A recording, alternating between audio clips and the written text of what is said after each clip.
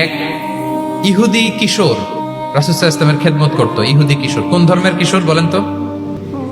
ইহুদি কিশোর প্রায় আসতো রাসূল সাল্লাল্লাহু আলাইহি ওয়াসাল্লামের কাছে, আসতো রাসূল সাল্লাল্লাহু আলাইহি ওয়াসাল্লামের সেবা করতো, কিন্তু তাকে কখনো রাসূল সাল্লাল্লাহু আলাইহি ওয়াসাল্লাম দিনের দাওয়াত দেন নাই।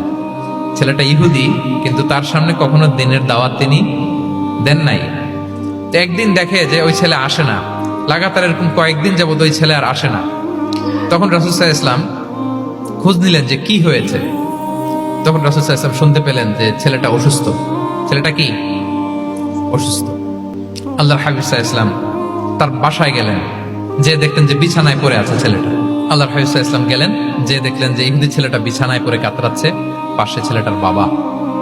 রাসূল সাল্লাল্লাহু আলাইহি ওয়াসাল্লাম তার মাথায় হাত বুলিয়ে দিলেন, তার খোঁজ খবর নিলেন।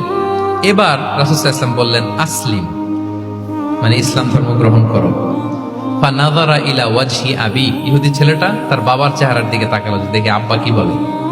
বাবা যেহেতু দাঁড়ায় আছে, ফানাযারা ইলা ওয়াজহি আবি, বাবার চেহারার দিকে মুমূর্ষু ছেলেটা বাবার চেহারার দিকে তাকালো। তো বাবা বলল আতি আবুল কাসিম, মানে আবুল কাসিম যা বলে তাই শোনো। রাসূল সাল্লাল্লাহু আলাইহি ওয়াসাল্লামের বড় ছেলের নাম ছিল কাসিম, ফলে ওনাকে আবুল কাসিম বলে মদিনাতে ডাকা হতো। আমাদেরও তো বড় ছেলে বা বড় মেয়ের নাম ধরে ডাকে না? রাসূল সাল্লাল্লাহু আলাইহি ওয়াসাল্লামকে মদিনায় বলা হতো কাসিমের বাবা। তো ছেলেটা যখন বাবার চেহারার দিকে তাকালো, বাবা বলল আতি আবুল কাসিম, তুমি আবুল কাসিমের অনুসরণ করো, যা বলে তাই শোনো।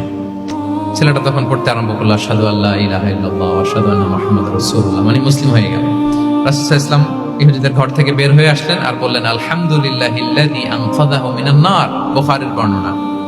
প্রশংসা সে আল্লাহর, যে আল্লাহ এই ছেলেটিকে জাহান্নাম থেকে মুক্তি দিয়ে জান্নাতি বানিয়ে নিল।